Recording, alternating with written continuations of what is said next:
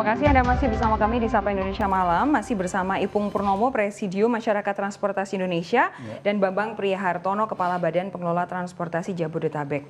Pak, tadi saya sebelum break, saya sudah menanyakan soal rencana besar pembangunan transportasi publik Jabodetabek dengan biaya 571 triliun selama 10 tahun. Sejauh ini yang akan dibangun itu apa aja? Ya, jadi memang kami sudah menghitung sebenarnya angkanya lebih dari itulah, sekitar 600 triliun ya, 10 tahun ke depan. Memang yang konsep besarnya pertama adalah kita membangun backbone ya Mbak Sofia, utara selatan, kemudian ada backbone barat timur. Which is sebenarnya kita terlambat ya Pak Wipong ya. Utara selatan harusnya udah 5-10 tahun yang lalu, tapi baru sekarang, karena sekarang pergerakan sudah barat timur ya, barat timur. Setelah kita bangun backbone, kita membangun feeder, ya kan. Misalnya LRT harus menyuplai penumpang ke backbone tadi kan. Supaya apa? Supaya masyarakat yang dari selatan, yang dari timur bisa sampai ke backbone, dihantarkan ke daerah utara selatan maupun barat timur. Kemudian di samping itu penumpang akan didistribusikan di inner kota Jakarta dengan elevated loop line atau circular line dan LRT yang lainnya nanti. Kira-kira konsep besar seperti itu. Sehingga apabila itu dilaksanakan dengan baik, tentu ini akan menyebabkan tadi pengurangan kecepatan, orang pindah menggunakan angkutan umum. Dan di samping itu juga tentu integrasi antar moda yang menjadi penting. Ya kan? Oke, ngomong-ngomong soal integrasi, sebenarnya kan bukan hanya antar moda, tapi sebenarnya antar daerah. Ini penyelarasannya antara DKI Jakarta dengan wilayah-wilayah penyangga seperti apa? Ya, jadi kalau kita lihat bahwa bicara transportasi borderless, kita tidak mengenal batas wilayah. Makanya perlu ada satu badan yang mengkoordinasikan itu. Makanya BPTJ perlu hadir di situ. Bayangin Mbak Sofi ya, penduduk kita kan hanya 33 juta. Tapi pergerakan orangnya mencapai 50 juta pergerakan per hari. Kalau nanti MRT itu jadi, LRT jadi, kita baru mengangkut sekitar 7 juta, 8 juta penumpang per hari. Gapnya masih cukup besar. PR kita masih cukup besar. Maka itu saya pikir kita ke depan sudah mulai bicara bukan angkutan road base lagi, rail base. Nanti busway ini collapse sebentar lagi. Kalau mereka pindah semua, collapse Mbak Sofi. Karena mereka busway kan cuma satu bus paling angkut berapa orang kan? Kita harus udah bicara sekarang berpikir ke arah tramway. Nah ini yang sedang kami pikirkan BPTJ, langkah-langkah medium term ya. 5 tahun ke depan seperti apa. Kami sudah menghitung 5 tahun ke depan kami perlu investasi sekitar 321 triliun rupiah.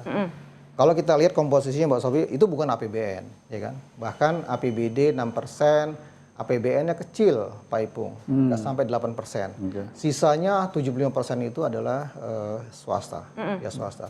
Nah ini kita perlu percepatan. Nah membangun transportasi tidak bisa dicicil Mbak Sofi, harus masif, ya kan? Harus masif. Itu pesan dari Bapak Wakil Presiden, Bapak Presiden, bagaimana kita bisa segerakan pembangunan secara masif angkutan massal. Oke, Pak Ipung. Jadi ini kan MRT itu begitu euforianya tuh terasa begitu. Hari ini di Kompas TV ada berita juga bahwa satu keluarga dari Semarang sengaja datang ke Jakarta buat nyobain MRT. Nah, ini ngomong-ngomong kalau kemudian ada cita-cita membangun MRT di kota-kota besar lain di Indonesia, mungkin seperti Bandung, Surabaya, Medan, apakah visibilitasnya seperti apa? Gini, sebuah kota kalau penduduknya sekitar 1 juta, itu masih bisa dilayani dengan bus. 1 juta? 1 juta. Oke. Terus di bawahnya, backbone-nya bisa bus, kemudian bisa mikrobus dan angkot. Kalau sudah 3 juta, itu sudah harus berpikir massal. Ya, barangkali tram atau apa ya, tapi kalau sudah di atas 5 juta, suka tidak suka backbone-nya harus transportasi massal. Dalam arti bisa KRL, bisa MRT, atau bisa tahap pertama LRT. Kan beda kapasitas ya. Kalau kayak seperti Jakarta atau Jabodetabek itu penduduknya tadi berapa Pak? 30 juta ya? 33 juta yang melakukan perjalanan 50-an. Itu 50-an. 50-an public transport itu hanya mampu maksimal 10%. Nah yang 90% ini kan harus dipikir gitu ya, harus dipikir. Inilah tugas beliau nih, berat benar mikirin 90% ini gitu. Tetapi bahwa itu tadi jaringan harus ditambah, extended network. Kita sudah mikir dengan LRT tadi bersambung dengan MRT, khususnya di daerah nanti Cibubur sampai Bogor Pak ya. sampai Bekasi ke sana sudah ada. Tapi yang ke sini masih kosong, seperti ke Tangerang Selatan ya, dari Pamulang atau dari Parung masih kosong. Nah ini harus segera dipikirkan. Saya kira ini sudah dipikirkan oleh beliau juga. Tapi kemudian untuk kota-kota besar lain di Indonesia, Pak? Itu wajib. Wajib ya? Itu wajib. Kita sudah punya ini momentum euforia ini ya harus dimanfaatkan oleh kota-kota yang lain. Memang di Indonesia itu kan sebetulnya kan Me Too ya. Di sini ada busway, di tempat lain juga bikin busway kan gitu ya.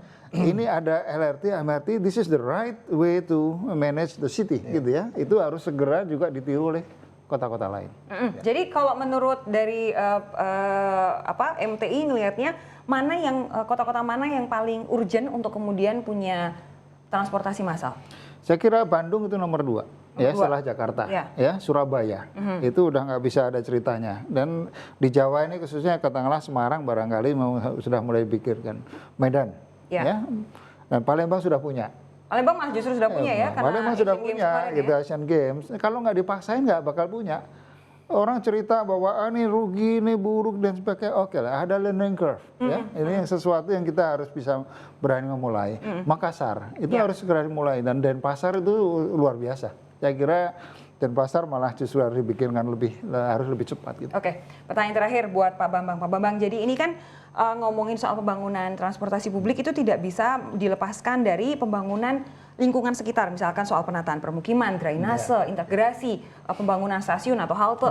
Ini sejauh ini akan mengintegrasikannya seperti apa? Ya, supaya semuanya mulus gitu. Baik, jadi gini, kita kan ini merubah lifestyle nih, lifestyle orang berpergian ya kan, mulai menggunakan angkutan umum dengan kebijakan PUS, dengan menyediakan angkutan massalnya seperti MRT. Tapi nggak cukup, kita ke depan harus membangun yang disebut nama Transit Oriented Development, TOD. Di dalam Master Plan Rencana Induk itu ada 53 titik potensi untuk dibangun TOD. Jadi kita paksakan mereka untuk beraktivitas di simbol-simbol transportasi. TOD itu ada komersial areanya, ada huniannya, ada perkantorannya. Sehingga nanti mereka point to point sudah menggunakan angkutan umum.